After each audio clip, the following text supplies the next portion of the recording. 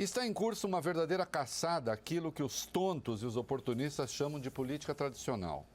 As ações de improbidade administrativa, por exemplo, se transformaram em meros instrumentos de perseguição política aplicáveis quando o Ministério Público se dá conta de que inexistem evidências para uma ação penal. Que a ação de improbidade não é uma ação penal. A ação de improbidade, eu digo assim, em síntese, você prejudicou o erário. Mas como? Deixou de tomar uma determinada providência. Você pode condenar alguém acusando a pessoa não de fazer, mas de não ter feito. Mas muitas vezes esse não ter feito tem um caráter meramente subjetivo. Uma ação de improbidade, diga-se, motivada por supostas irregularidades numa ciclovia, transformou em réu Fernando Haddad, que vai substituir Lula na chapa petista que disputa a presidência. Depois disso, ele foi acusado também de improbidade. João Dória, do PSDB, candidato ao governo de São Paulo, já foi condenado em primeira instância numa ação da mesma natureza, no caso, com perda de direitos políticos. Teria associado sua imagem a um programa da Prefeitura. A Justiça Eleitoral investiga se Geraldo Alckmin, presidenciável tucano, recorreu a dinheiro de Caixa 2 em campanha. E agora não é só eleitoral, é também uma ação de improbidade. Até a candidatura de Jair Bolsonaro, a expressão mais virulenta do lavajatismo, porque o candidato da Lava Jato é Jair Bolsonaro, tenham isso claro. O Dallagnol outro dia ficou abespinhado porque eu falei isso, porque ele não gosta de ver a imagem dele associada. É a candidatura, o Bolsonaro é o candidato da Lava Jato. E de parte considerável da imprensa. Toda vez que a imprensa ataca alianças políticas, está defendendo a candidatura de Bolsonaro. A série de entrevistas da Globo contra alianças políticas é uma defesa objetiva da candidatura de Bolsonaro. Atenção, defesa objetiva é como aliado objetivo. Muitas vezes ele é sem que você queira. Se você ataca alianças políticas, você defende Bolsonaro. Que não tem aliança com ninguém, a não ser com o homem do aerotrem. É simples assim. Não, você está simplificando. Não estou simplificando. O ataque foi aos partidos que abrigam corruptos. Muito bem, quais não abrigam? Só aqueles que não chegaram ao poder. Quer dizer que você acha normal a corrupção? Não, ela tem de ser combatida. Eu só quero dizer que só se combate a corrupção onde existem mecanismos para combater a corrupção. Aliás, por que haveria mecanismos para combater a corrupção, que é própria da democracia, se corrupção não houvesse? Não há mecanismos para combater a corrupção no céu.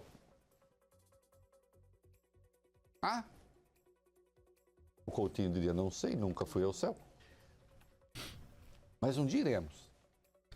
Vai ser uma festa. Será que tem single malt? O seu céu, não, né? não. Acho melhor ser pro inferno. Só ambrosia.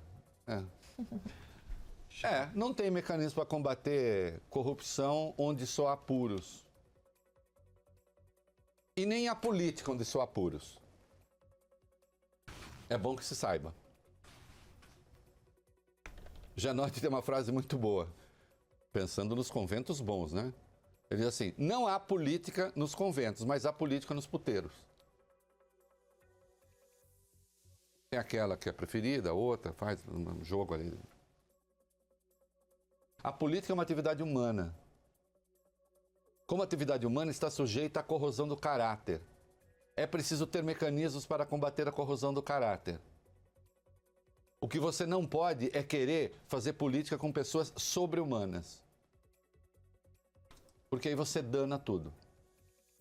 Aí termina em guilhotina de Robespierre. Não entender isso é não entender nada. E hoje, os mais informados é que estão com esse negócio de pureza política. Os universitários, os mais endinheirados. Estamos formando uma elite de energúmenos.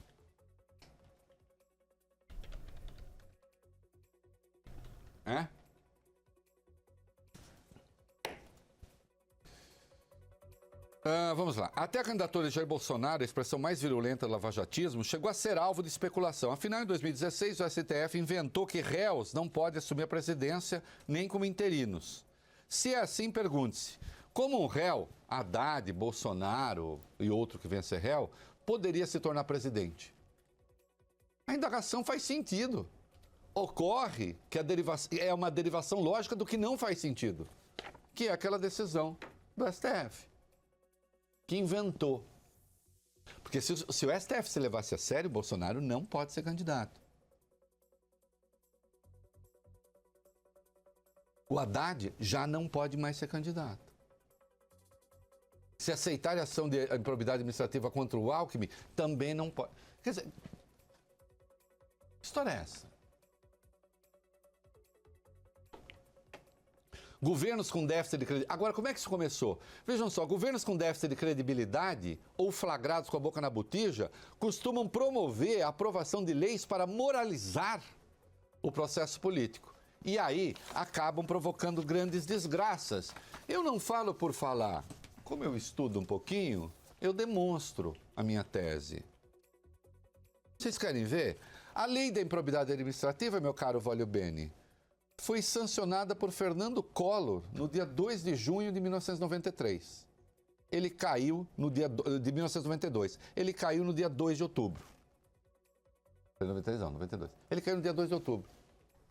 Quem promoveu a lei de improbidade administrativa foi o Collor, para mostrar que ele era um moralista. Por quê? Porque o governo dele estava caindo.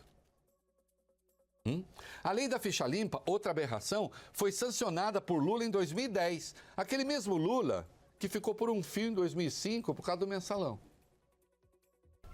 E o PT é maior entusiasta da lei da ficha limpa. A lei das organizações criminosas, essa que prevê a delação premiada, com essa bagunça que transforma Joesley em herói, e permite 2 denúncias vazias contra um presidente da República, levando o país quase para o abismo. Essa lei das organizações criminosas, com todas as suas escandalosas licenciosidades, para quem decide seu larápio dedo duro com ambições redentoras, foi sancionada por Dilma Rousseff no dia 2 de agosto de 2013, depois daquelas jornadas de protesto. Vocês entenderam? E olha como o Brasil... E o Brasil não melhorou? Hein? Não estava uma maravilha? O país não estava uma beleza? Estava uma beleza para especuladores, para pilantras. Aliás, cuidado, hein? Os pilantras estão começando a ser presos. Dentro do Brasil e fora do Brasil. Ainda vai ter pilantra moralista preso, eu vou ver. Vai ter, aguardem. Eu previ isso não faz tempo. Pilantra que fica por aí acusando todo mundo, vai em cana. Por fazer especulação, inclusive com notícia. Eis aí o trio ternura legal, não da moralidade pública, mas da instabilidade, uma vez que permite toda sorte de abusos. Com essa trinca na mão, o Ministério Público e setores do Judiciário decidiram governar o país. Aliás, tem uma casa do Marcelo Bretas que está à venda. É uma pena que eu não possa comprar. Mas parece boa. Parece boa, muito boa. Boa mesmo. No mesmo condomínio, o Roberto Barroso tem uma casa também de 8 quartos. Onde é? Itaipava. É, lugar de gente rica, né? Gente rica. Empresários, bem-sucedidos. Ah, não, são do judiciário, é verdade. Eu me confundi. E fizeram isso que está aí. Eu vou falar ainda da casa, claro. Vai que vocês queiram comprar. Vou sim, leitores, ouvintes, dizer em quem vocês têm de votar nas eleições de outubro para fortalecer a democracia, reforçar os fundamentos do sistema e arejar as virtudes da escolha direta dos governantes. Atenção, põe uma música de suspense aí que eu vou dizer em quem você tem de votar. Oh, meu Deus. Agora, depois dessa que eu vou falar aqui, eu tenho certeza que o Johnny, o dono, vai descer Bota aqui e vai dar o pé no meu traseiro. Porque uma empresa de comunicação não pode fazer isso que eu vou fazer. Ou da psicose. Não pode. Um jornalista não pode fazer isso que eu vou fazer. Quer dizer em quem você tem de votar. Opa. Tá? O Johnny já está se preparando para descer, para vir aqui e botar fora no ar. Porque a recomendação é não politizar o negócio. E não fazer escolhas. E eu vou fazer. Atenção. Votem em pessoas elegíveis, investigadas ou não. Só em regimes fascistas a presunção de culpa solapa a presunção de inocência. Pronto, é nisso que você deve votar. Será que eu vou manter meu emprego? Acho que sim. Entendeu? Se a pessoa for elegível, você vai lá e vota nela. Acabou. Se você quiser.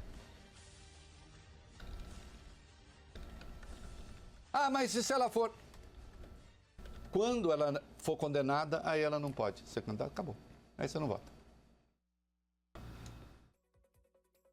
Sim?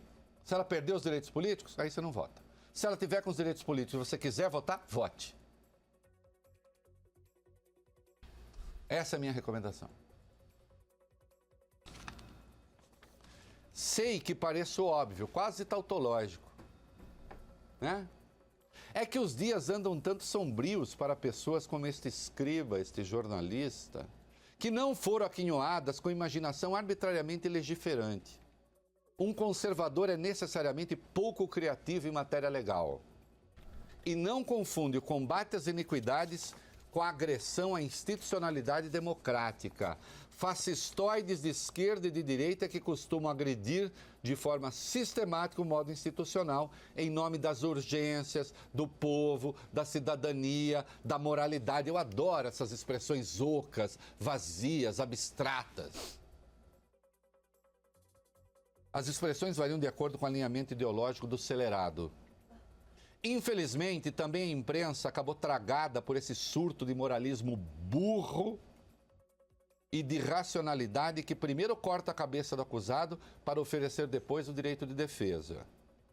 É o espírito desse tempo que permite que um fascistoide periférico assombre o processo político, agrida os fundamentos da sociedade livre, que lhe franqueia a candidatura e faça tábula rasa dos princípios mais comezinhos da civilização. Afinal, diz ele, não sou corrupto, sou ficha limpa. No terreno da racionalidade, há respostas certas e erradas, minha cara Maiara. No terreno da irracionalidade, e vai mais uma frase para um outro livro de frases, no terreno da irracionalidade, esta que está em curso, só existem respostas certas. E elas estão sempre erradas. Hashtag pronto falei. O É da Coisa, na Band News FM. Obviamente, há uma caça aos políticos elegíveis, há uma caça aos candidatos à presidência da República. É inacreditável que esse troço esteja em curso e é inacreditável que nós da imprensa ajudemos a promover isso. Que uma única acusação feita por um delator, isso é verdade tanto no caso do Haddad quanto no caso do Alckmin, tem um delator falando, dois que sejam delatores sem prova, investigação que ainda não aconteceu. É impressionante que num caso existam 3 ações e na outra 2. Contra o Haddad, 3, uma na eleitoral, uma na justiça criminal e outra agora de improbidade administrativa, e contra o Alckmin, uma na eleitoral e agora outra de improbidade administrativa. E daqui a pouquinho, quando eu tratar da coisa em si, tem uma fala de um procurador, no caso do Haddad, que é uma coisa muito impressionante. Muito impressionante. Vocês vão ficar de queixo caído. E também, de forma impressionante, a mesma coisa, reconhecidamente, se disse sobre o Geraldo Alckmin. Não obstante, as ações estão em curso. Para quê? Para dizer que você não tem em quem votar, a não ser aqueles que se ajoelham aos pés deles. E se chegarem ao poder, no entanto, não terão com quem governar. Este país vai para o abismo assim. O Brasil ia crescer 3,5%. Virou o ano para crescer. A crise política, de que a greve dos caminhoneiros é parte, vai fazer com que a gente cresça pouco acima de 1%. Olha, foi de moralismo em moralismo, de caça em caça, que a Venezuela chegou a ser aquela maravilha que está lá. O homem chegou lá prometendo combater a corrupção. E atenção, Eu não douro a pílula. A Venezuela era, de fato, um dos países mais corruptos do mundo. Pergunta: é destruindo as instituições que se combate a corrupção?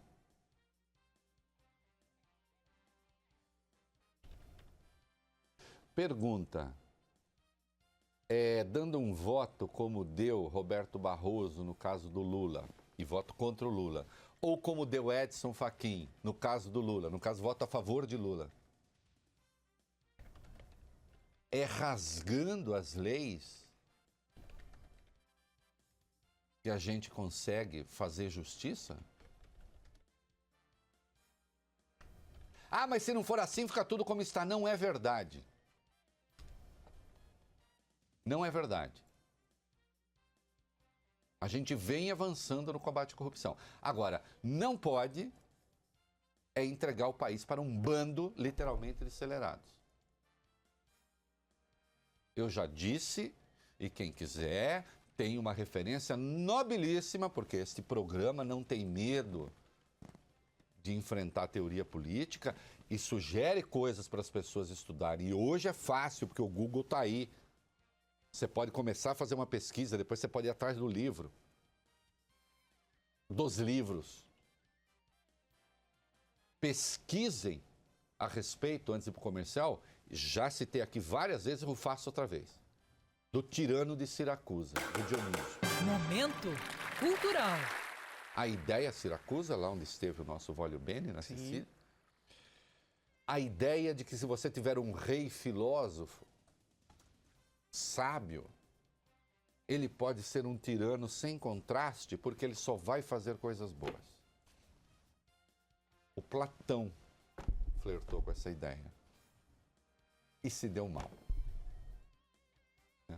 Teve de se exilar. Veja você, que coisa surpreendente. Não é? Ou aprendemos a respeitar as leis e não caímos na conversa de demagogos, ou as coisas vão se complicar e bastante, muito mais do que vocês imaginam. E lembre-se de uma coisa, finalmente, países não fecham as portas, países pioram.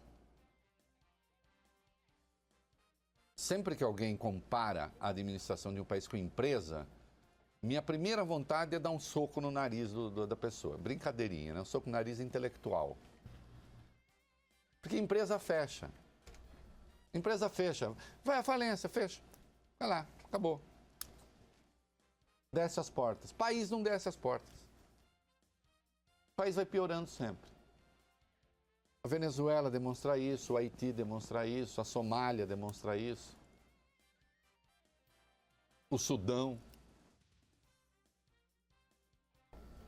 Não existe limite para piorar. Não existe fundo do poço para um país piorar. Vai piorando. Um país que quer crescer 3,5 e vai crescer pouco mais de 1, vocês têm ideia de quantos milhões de empregos deixaram de ser criados? Quanta riqueza deixou de circular, deixou de ser produzida? Quanta esperança foi pro ralo?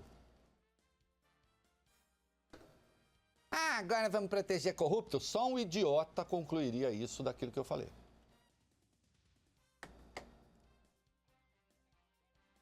Agora, temos de combater a corrupção sem esquecer que as leis das democracias consagram a presunção da inocência e não a presunção de culpa. Quando um procurador irresponsável, como Deltan Dallagnol, mal saído dos cueiros, que leu pouco, que não conhece nada de teoria política, o que é visível, diz que não se deve votar em ninguém investigado, ele está dizendo não se deve votar em ninguém que a gente marcar. Que a gente decidir investigar. Porque quando eles querem, eles pegam alguém como Joesley Batista, fazem o que fazem, dão a ele salvo-conduto e no outro dia o Joesley Batista está flanando em algum lugar do mundo e tirando sarro do Brasil. Não fosse ele próprio ter produzido provas contra si mesmo e ter entregado essas provas sem querer, depois de ter confessado 375 crimes, estaria por aí como herói nacional. Elegível. Elegível, porque ele não estaria na lista de Dallagnol. Pra cima de mim, não. Esse rapaz vai ter que comer muito feijão ainda, e vai ter de estudar muito, e vai ter de descobrir uma coisa que se chama responsabilidade do cargo. Responsabilidade de quem exerce uma função de Estado. Hashtag pronto, falei de novo. Um editorial em cima do outro editorial. E poderia fazer mais 10.